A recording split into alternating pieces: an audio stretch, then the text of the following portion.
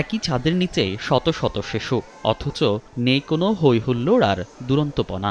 বিপরীতে চিৎকার, ক্লান্তি আর নিষ্পাপ শরীরে অসহ্য যন্ত্রণার আর্তনাদ। প্রায় ২ মাস ধরে রাজধানীর ডিএনসিসি হাসপাতালের চিত্র এমন।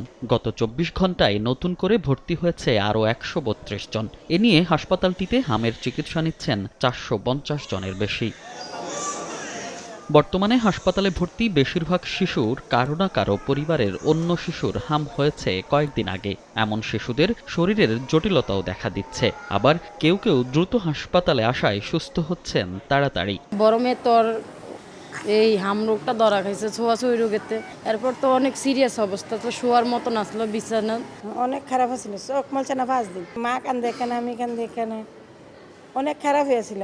নিয়ে প্রথম ছিলাম, গেছে সপ্তাহে 4 দিন ছিলাম, পরে আবারও বাসায় গেছি 2 দিন পর আবার হয়েছে। চিকিৎসকরা বলছেন এদের কাছ থেকে আক্রান্ত হচ্ছে পরিবারের বয়স্ক সদস্যরাও। সেই সঙ্গে নতুন করে উদ্বেগ বাড়াচ্ছে আক্রান্তদের অ্যান্টিবায়োটিক রেজিস্ট্যান্স, অর্থাৎ শরীরে কাজ করছে না বেশিরভাগ অ্যান্টিবায়োটিক। যখন একটা বাচ্চা শিশু আক্রান্ত হচ্ছে তখন ফ্যামিলি মেম্বার সবাই কিন্তু ওই হাম ভাইরাসের এক্সপোজড হচ্ছে। হামের ভাইরাস যেহেতু রোগীর রোগ প্রতিরোধ ক্ষমতা একবারই ধ্বংস করে ফেলে, তার সাথে যদি আবার একটা অ্যান্টিবায়োটিক রেজিস্ট্যান্ট কোনো ব্যাকটেরিয়া দিয়ে যদি আবার বাচ্চাটি আক্রান্ত হয়ে যায়, তখন আসলে আমাদের জন্য খুব ভয়ঙ্কর একটি সমস্যা হয়ে দাঁড়ায়। কারণ একে তো রোগীর রোগ প্রতিরোধ ক্ষমতা নেই যে তাকে কমব্যাট করবে, প্লাস আমাদের যে প্রচলিত অ্যান্টিবায়োটিকগুলো আছে সেগুলোও তা কাজ করতে পারছে না।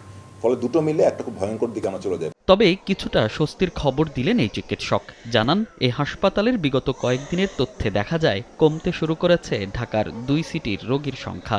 তবে আক্রান্ত ও মৃত্যু বাড়ছে ঢাকার বাইরে। যেহেতু সিটি কর্পোরেশন এরিয়াগুলিতে আমাদের গত মাসের 5 তারিখ থেকে টিকা কার্যক্রম শুরু হয়ে গিয়েছিল, 12 তারিখ থেকে, তাহলে সেই হিসাব অনুযায়ী আমরা আশা করছি যে এই সময় ঢাকা সিটি কর্পোরেশন এরিয়ার ভিতর থেকে রোগীর সংখ্যা কমে আসা শুরু করবে, অনেকখানি কমে আসবে।